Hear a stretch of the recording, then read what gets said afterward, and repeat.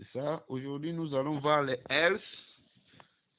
Ça, c'est notre programme qu'on avait déjà programmé. Nous allons voir les else parce que ici, si on compile, nous allons voir tout ce que nous avons mis. Tout on met 23. Vous n'avez pas de bonus parce que ici, on avait déjà programmé. Pour ceux qui voient cette vidéo pour la première fois, pour bien la comprendre, regardez les vidéos précédentes, les 1 et 2, concernant les if et les else. Là, vous comprendrez très bien.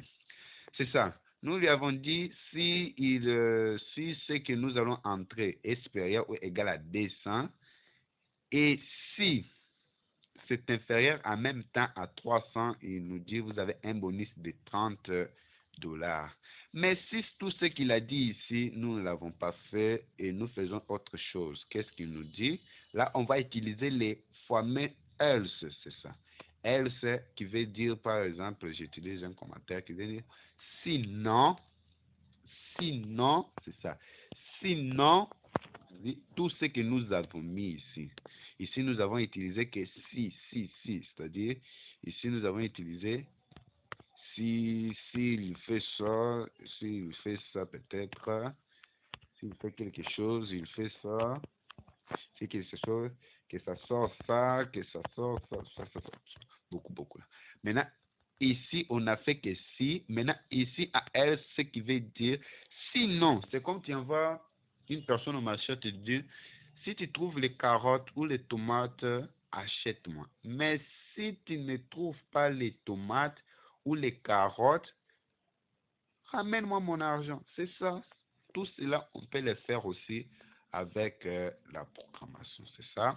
On va lui dire else. C'est-à-dire, else, ça signifie déjà tout ce que nous avons déjà fait ici. C'est-à-dire, tout ce que nous avons fait ici.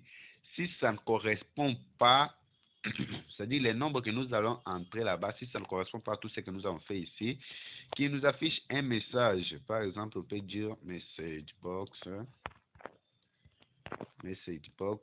point show,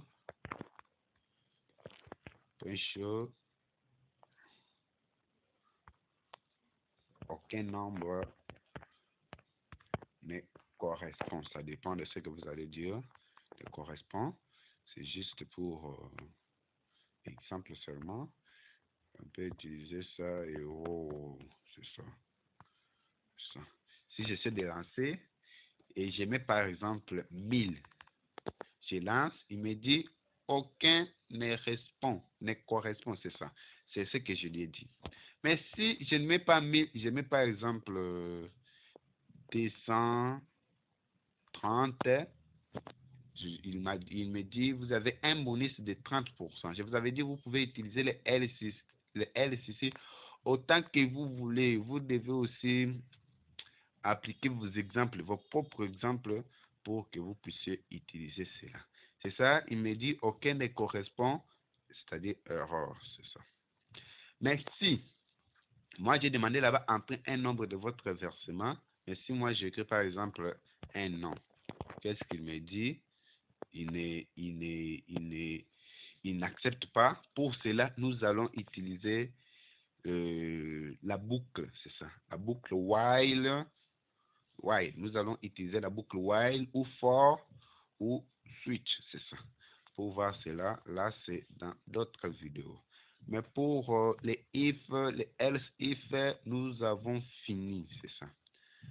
Nous avons fini. Restez là en train de amusez-vous bien avec vos conditions ici. Exercez-vous pour que ça ne puisse pas vous perdre et que vous ne puissiez pas oublier cela. C'est ça. Je vais essayer un petit exemple encore pour vous faire bien comprendre. C'est ça. On va lui dire là-bas, on lui donne le privilège d'écrire. On met déjà ce qu'il va écrire en quoi?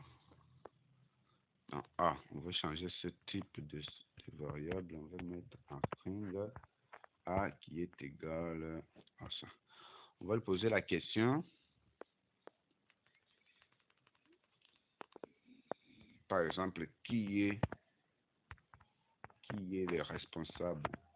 Le responsable de cette chaîne, peut-être, de cette chaîne. C'est une question, on va le poser. Après, on va lui dire if A. Si il répond que le responsable de cette chaîne est Delhi, comme c'est un string, nous allons mettre ça. Il faut respecter ça beaucoup. C'est une chaîne de string, chaîne de caractères plutôt. On va le dire console.writeLine. On peut être white, ça n'a pas de problème. On veut dire vous avez réussi. C'est ça. Vous avez réussi. Mais sinon, s'il échoue et il ne répond pas CT ou les noms du responsable de cette chaîne, ou il répond un autre nom différent des délits, là, nous allons lui dire s'il fait cela, là, tu vas m'afficher un message où tu vas dire console.writeLine.